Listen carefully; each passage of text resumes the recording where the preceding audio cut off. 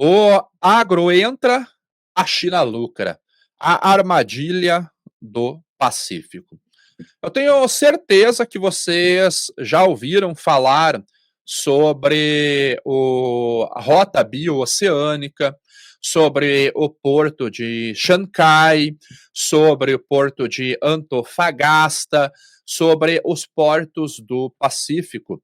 E isto tem sido vendido no mainstream, na grande mídia, como uma solução ou um benefício para o agronegócio aqui no Brasil. E eu tenho sinceras dúvidas com relação a esse processo.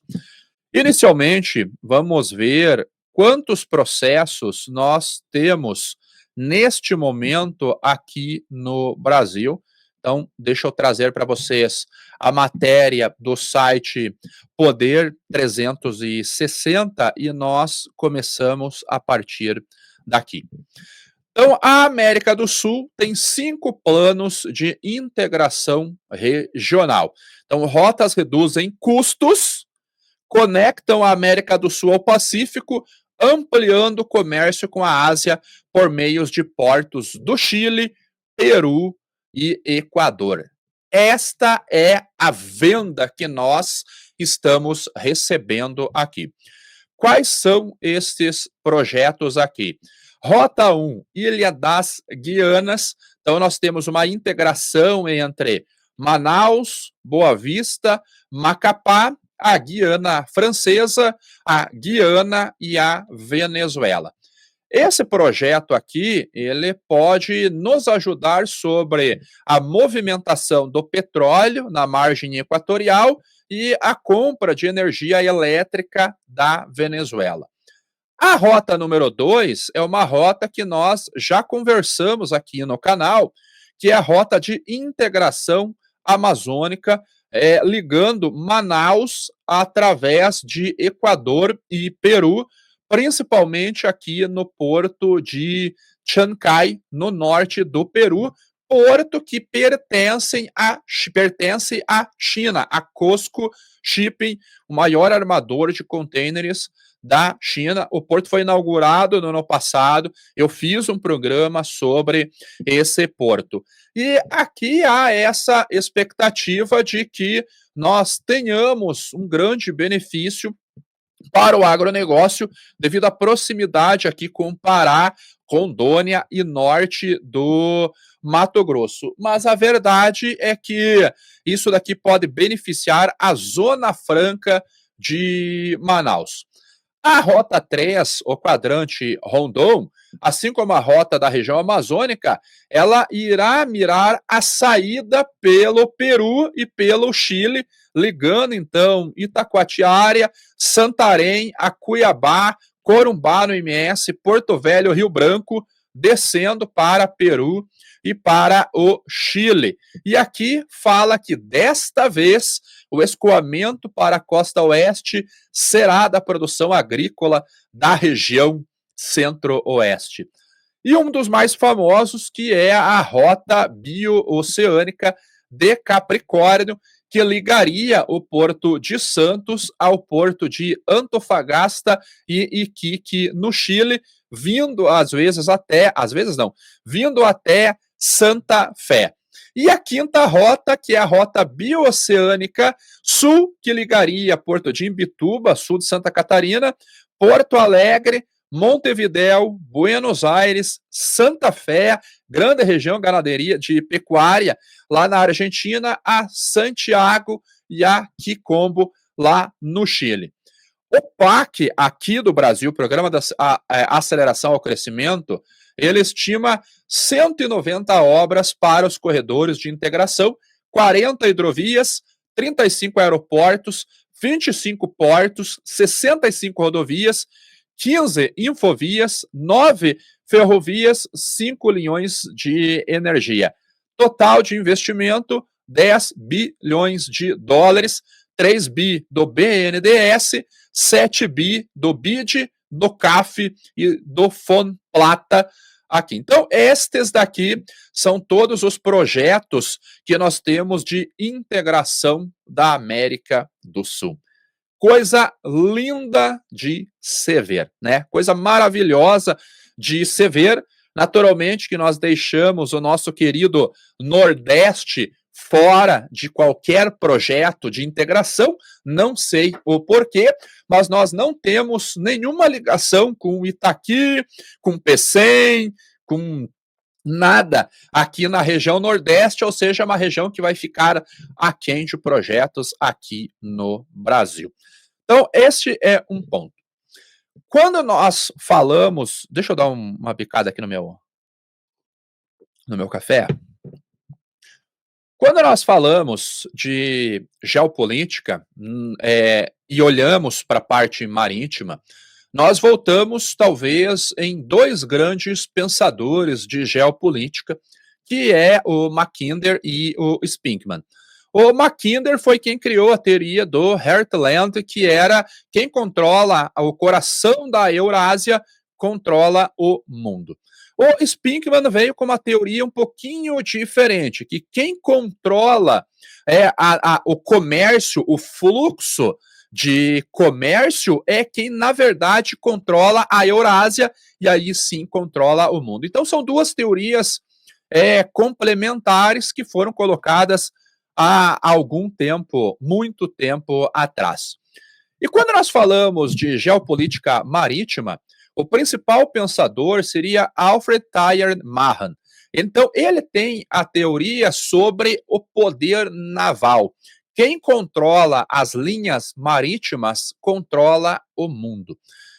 Tanto que a teoria dele foi altamente implementada pela Marinha Real Britânica, acabou, de certa forma, causando até a Primeira Guerra Mundial. Muitos países acordaram com relação a isso. Quando nós voltamos na história, a história do mundo, na verdade, nós vemos que a ampliação dessa história, ela sempre esteve pautada no poder naval. Quem controlava os meios de transporte marítimo controlava o mundo. E quando que isso começou? Começou lá com os fenícios, lá há 500 anos antes de Cristo, lá no Mediterrâneo. Então, os fenícios tinham aqueles barquinhos a remo com duas fileiras, as pessoas remando. Os atenienses viram aquilo e eles acabaram aumentando o tamanho desses barcos lá, então já tinham 3, 4, 5 fileiras, e eles foram quem dominaram o comércio global. Começaram o comércio global 500, 300, 200 anos antes de Cristo. E aí nós vamos avançando nesse transporte marítimo. Quando nós... vocês devem lembrar da primeira rota da seda. Deixa eu colocar aqui na tela. Eu estou enrolando não. Eu estou mostrando a fundamentação disso que eu vou falar sobre esse ponto aí de a China entra e nós pagamos a conta. Quando nós olhamos a primeira rota da seda que nós tivemos lá no passado, um passado bem distante, nós temos esse mapa que eu pensei que iria ficar maior. Então, deixa eu ver se eu trago um mapa mais maior de grande para vocês. Não, então eu vou dar um zoom in aqui para vocês. Então, aqui nós temos a primeira rota da seda, aonde nós saímos da Europa e íamos para a Ásia para comprar os nossos produtos, as nossas especiarias, os nossos tecidos, tudo aquilo lá. Quando chegou um momento da história, houve uma interrupção aqui, porque os otomanos, eles venceram Constantinopla, eles dominaram Constantinopla, otomanos libaneses, Constantinopla, turcos, eles dominaram aqui Constantinopla, ou seja, eles interromperam a rota da seda. E nós estamos falando isso lá no século XIV, aproximadamente. O que foi necessário para esses países, principalmente europeus, continuarem comprando esses produtos da Ásia? Eles tiveram que criar uma nova rota. E aí nós entramos na era de descobrimento. Que a era de descobrimento, estamos falando ali 1450, 1490, foi até 1500 e uns quebradinho. Nesse período, a maior potência naval que existia era Portugal, porque Portugal teve um camarada chamado Henrique, o Navegador, que não era navegador, era um Elon Musk da época, um bilionário, na época que financiou a escola de Sagres, que é o berço do estudo marítimo global hoje, trazendo engenheiros, cartógrafos, ultra especialistas, e foi nesse período que surgiram as caravelas, as naus, os galeões. E Portugal começou a contornar a África para poder ir até a Ásia. Então vamos trazer o mapa do mundo aqui para vocês. Então, os portugueses, até porque eles estão aqui, vamos dizer assim, na pontinha aqui da Europa, começaram a navegar por aqui, porque a escola de Sagres criou as maneiras de navegação. E eles vieram contornando e vieram criando pontos estratégicos. Quantos países na África falam português? Guiné, Angola, Moçambique, Gal, na Índia, Macau, na Ásia, todas rotas portuguesas, porque eles dominavam o trânsito. Então, Portugal, 1492 até 1500 e uns quebradinho, foi a maior potência marítima, um país eco, no sentido de pequeno, deste tamanho aqui, dominavam as rotas comerciais globais. Os espanhóis não ficaram para trás e Cristóvão Colombo falou: eu vou ser mais rápido do que os portugueses e vou dar a volta ao mundo. Ele não acreditava que o mundo era plano, e eu vou dar a volta no mundo para chegar à Ásia. E acabou descobrindo as Américas. Então, 1492, Cristóvão Colombo chega nas Américas. Um pouco antes disso, Vasco da Gama descobre o Canal da Boa Esperança e chega até a Ásia. Para evitar as tretas, a briga, a disputa entre eles simplesmente sentaram numa mesa, numa cidadezinha lá na Europa e falaram: cara, vamos dividir o mundo em dois? Metade é teu, metade é meu? Fechou! E aí surgiu o Tratado de Tordesilhas. Metade para Portugal, metade para a Espanha. A Espanha estava se achando a rainha da cocada, eu sou mais forte, até que em 1588 encontra a Marinha Real Britânica e os caras arrebentam com os espanhóis.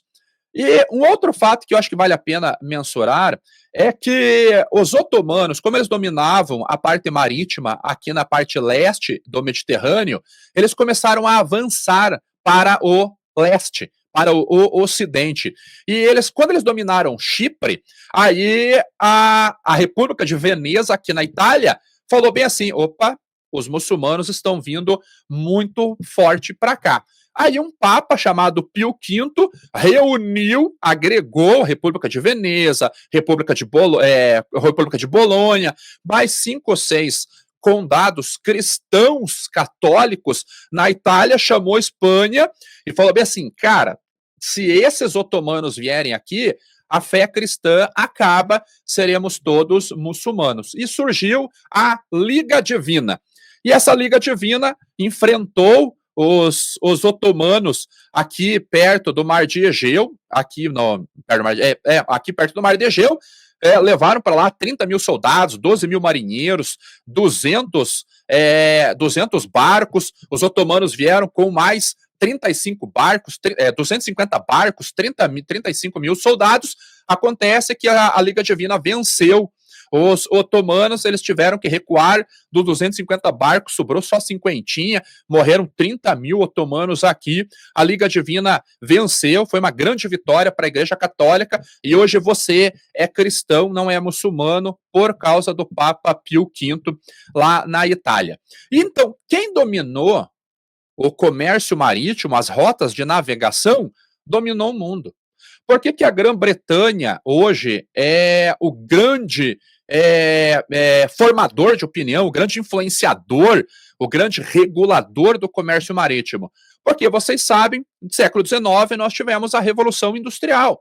A Revolução Industrial tirou de lado os barcos da madeira e trouxe o ferro, trouxe os motores movidos a vapor. E aí manobra, agilidade, precisão dispararam. E eles ficaram daí líderes durante muito tempo sobre o transporte marítimo e até hoje eles são relativamente uma potência marítima. A Binco, que é uma entidade que regula, monitora, faz um AUE com o mercado marítimo, está na Inglaterra. A Baltic Exchange, que é aquela que negocia na bolsa os fretes internacionais, que tem o BDI, que tem os índices de transporte, está em Londres. Então, os gregos, através dos atenienses, há 500 anos antes de Cristo, são os pais da navegação junto com os fenícios, e os britânicos são os mais modernos com relação a isso, e eles criaram um projeto onde eles tinham que ter 2 vezes a força dos 2 maiores competidores, concorrentes, adversários marítimos. Teorias que vieram do norte-americano Mahan, que não era inglês, era norte-americano. E hoje, se você olha durante o período da Guerra Fria, a disputa que começou ali em 1947 até 1991, a disputa, grande parte da hegemonia de poder global entre Rússia e a União Soviética, na verdade, e Estados Unidos, tinha como força o poderio naval. Então, quem controla o naval, o marítimo, controla o mundo. Por que os Estados Unidos é tão forte? Por causa dos porta-aviões, porque ela pode levar os seus caças de ultra tecnologia aonde ela quiser. A guerra do Vietnã teve pautada nisso. Ah, não, mas os Estados Unidos perdeu a guerra do Vietnã. Perdeu lá. Os vietnamistas não ameaçaram os Estados Unidos em momento algum. Agora nós temos porta-aviões na região do Estreito de Hormuz, aqui, em nenhum momento nós estamos vendo uma grande ameaça iraniana contra os Estados Unidos. Mas os Estados Unidos está aqui. Os Estados Unidos está aqui no mar territorial da China, numa disputa por Hong Kong, por Taiwan. Nós vemos a briga que foi aqui nas Maldivas, um ponto aqui da Grã-Bretanha, que dominou tudo isso daqui. Quantos países falam inglês no mundo? Isso deve-se à força da Grã-Bretanha. Trazendo para o mundo moderno, o mundo de hoje, qual foi ou quais foram alguns dos comentários de Donald Trump com relação à guerra comercial ao poderio da China? Hoje, em torno de 60% dos estaleiros do mundo estão na China. Quem está controlando a construção naval do planeta são os chineses.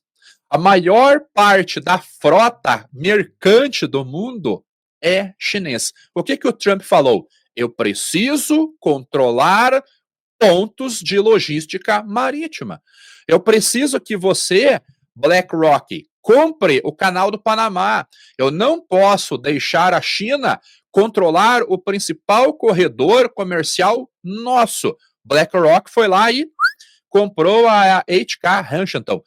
Tá numa treta ainda, você vai concretizar o negócio, mas foi lá e comprou os 2 portos, tanto na entrada quanto na saída, ou seja, Pacífico e Atlântico do Canal do Panamá. O que o Trump propôs? Tarifar os navios chineses e pressionar os aliados para fazerem a mesma coisa.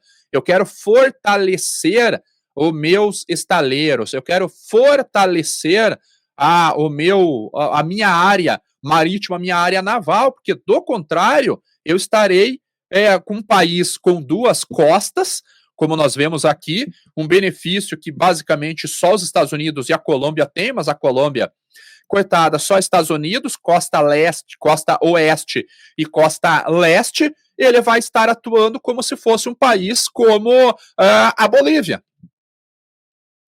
como o Paraguai, dependendo de um porto de um país terceiro. Então, os Estados Unidos não pode se dar a esse risco. E o Trump viu muito bem isso, eu acho que ele leu o Mahan lá e está colocando isso. Então, esse é uma das brigas do Trump, voltar a ter o controle, ou pelo menos uma influência maior nas rotas de navegação. E hoje nós sabemos que a China domina isso daí. E agora entra a China nas nossas rotas, nos nossos projetos aqui no sul. Por que que isso não é bom para o agronegócio?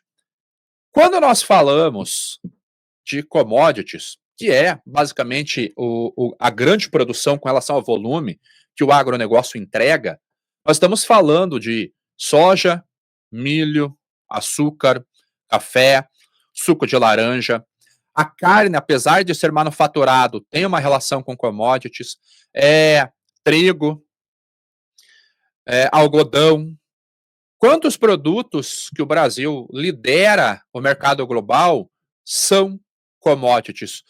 Talvez não uma commodity só do ponto de vista comercial internacional, mas do ponto de vista da economia também, como a própria celulose ali. Então, se nós estamos falando de commodities, a maior parte destas commodities, elas têm como um incoterme FOB, Free on Board, ou seja, dentro do navio, no porto de origem.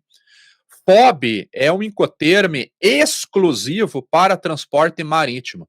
Ou seja, se eu estou falando da venda de soja na condição FOB, eu estou falando desta soja em Santos,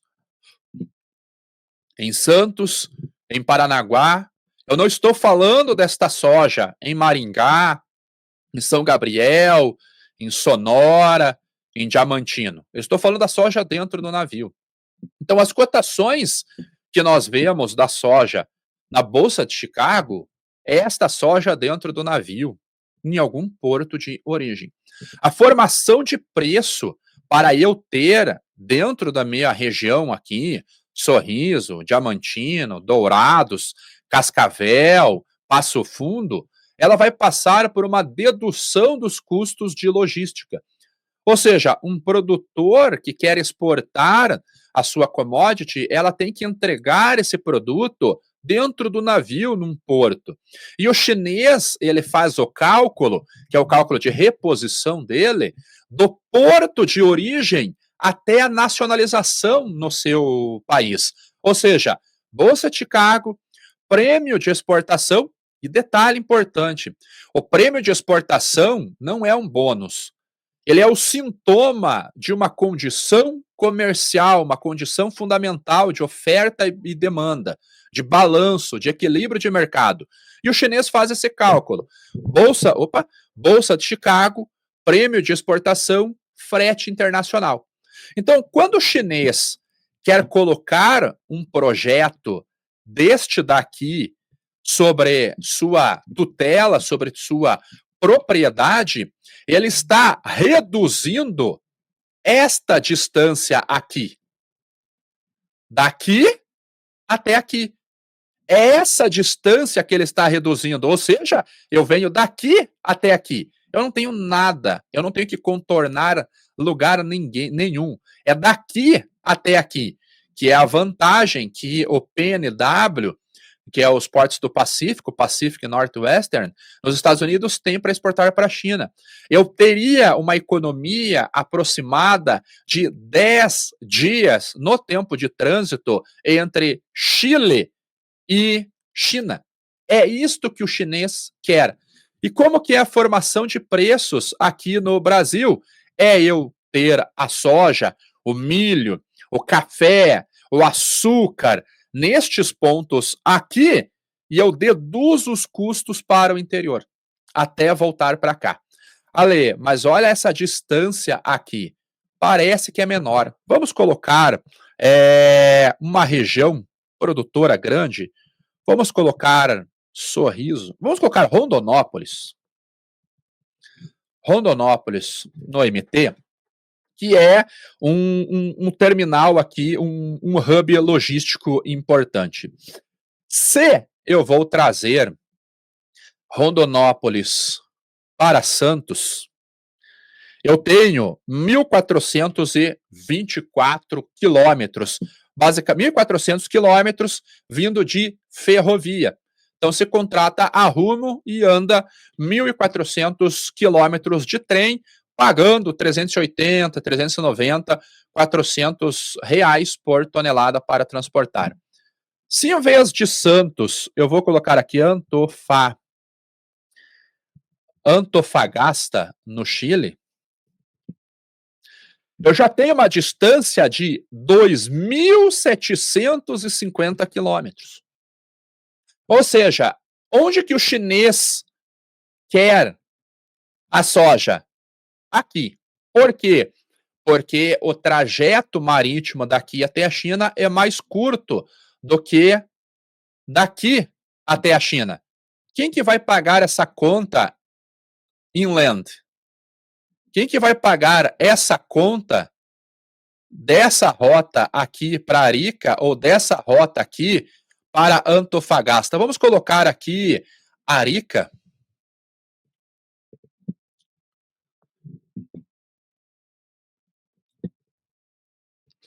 São 2.600 quilômetros. Ou seja, é essa rota aqui, 2.350, que a China quer. São 1.000 quilômetros a mais. São 1.000 quilômetros vezes 45 centavos, 50 centavos por quilômetro a mais de custo a ser cobrado do exportador aqui no Brasil. Ou seja, numa formação de preço básica, onde você tem, vamos fazer esse cálculo, aqui vai ser um programa um pouquinho mais longo. Vamos usar alguns números simples, só para nós fazermos a nossa pequena ilustração. Então vamos colocar aqui exportação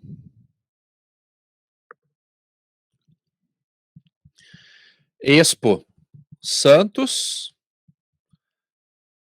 Expo Chile. O que nós temos aqui? CBOT, prêmio. Vamos colocar esse CBOT a 10,50. A 10,50. Vamos colocar prêmio a 50, prêmio a 50, para nós termos a mesma base de comparação, tá?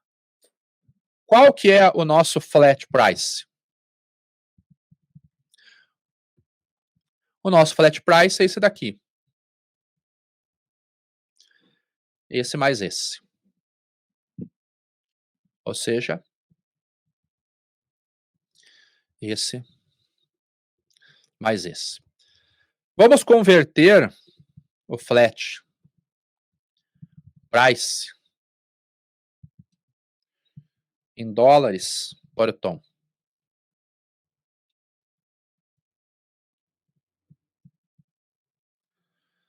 Vamos converter em dólares por tom. Esse é o preço da tonelada da soja no porto.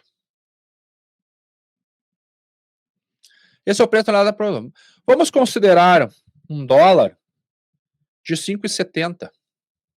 Opa, vamos colocar aqui o dólar.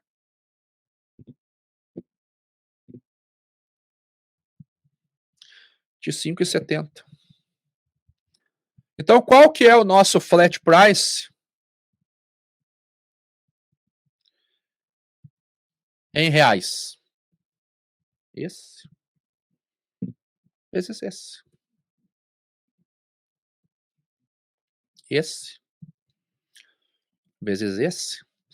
Esse daqui é o nosso flat price da tonelada em reais. Eu não vou colocar aqui a estiva, tá? Para não ter uma comparação que não vai fazer sentido eu ter uma estiva aqui no... Não, melhor, eu vou colocar porque vai ter que embarcar e não tem lá, tá? Então vamos colocar o FOBINS aqui, R$40. R$40. Esse é o nosso FOBINS. Qual que é o nosso preço PAS? Esse menos esse. Qual que é o nosso preço FAS? Esse menos esse. Opa, peraí, é FAS. FAS é Free Alongside Ship, tá? Qual que é o frete? É a distância. Santos, 1.400 quilômetros.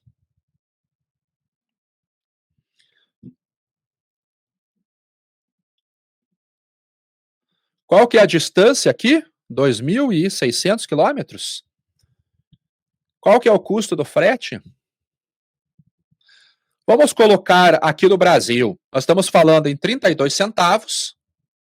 Então, nós estamos falando em custo BRZ, 36 centavos. E custo de frete internacional, vamos colocar 45 centavos. Por quê? Porque eu vou ter um despacho de trânsito aduaneiro, eu vou ter 2 alfândegas, eu tenho que ter uma transportadora que tenha habilitação para exportar para fora.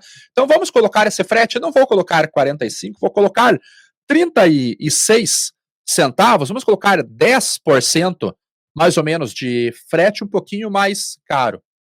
Então qual que é o meu frete?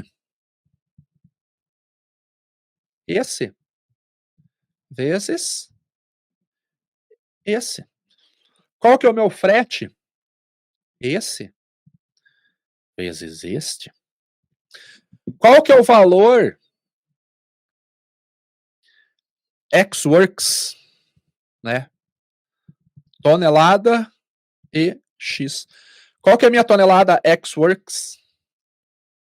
É esse menos este. É este menos este. Qual que é a minha saca ex-works? É esse vezes 0,06. É este vezes 0,06. Este, senhoras e senhores, é o valor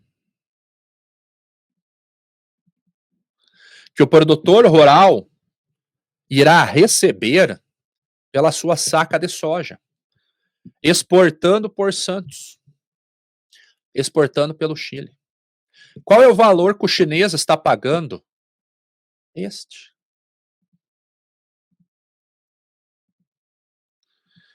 Este é o valor que o chinês está pagando. Qual que é o valor do frete internacional? Frete marítimo. Santos, China.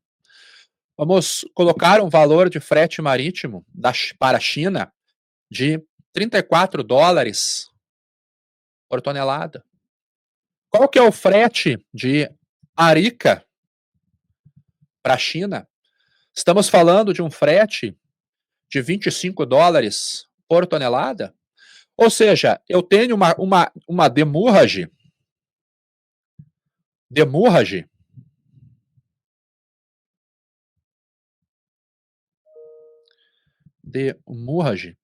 de 30 mil dólares por dia num trajeto de Santos, China. Estamos falando de 32 dias.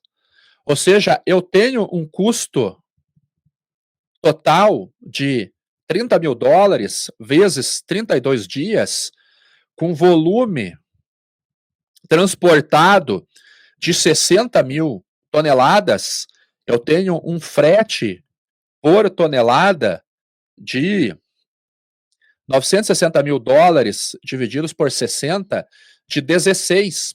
Então vamos colocar aqui 60, porque tem o lucro, né? Ali é o custo. Nós temos um frete para a China de 32 mil dólares, um frete total de 1 milhão. Se eu tenho esta mesma condição para Arica, nós estamos falando de 22 dias a um custo de 60 mil dólares, porque é o mesmo navio. Por 22 dias, eu tenho um frete por tonelada de 22 dólares. Qual que é a reposição da China? A reposição da China hoje, vamos colocar aqui, ó, replacement STS China, Arica, China, STS China, qual que é? 404. mais 32. Qual que é a Arica? 404 mais 22.